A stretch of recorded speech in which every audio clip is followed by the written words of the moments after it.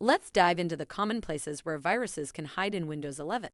In order to prevent such attacks, being aware of these locations is essential. Temporary file folders are a common hiding place for viruses. They stay disguised and tend to execute when these files are open. Remaining cautious and scanning these files regularly can help. Viruses can also hide in system memory, infecting running processes, and even changing the way your computer operates.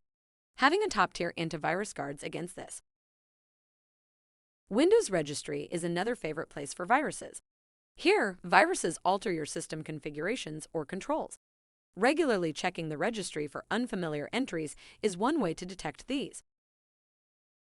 Some viruses attach themselves to executable files. Whenever these programs run, the virus also gets executed.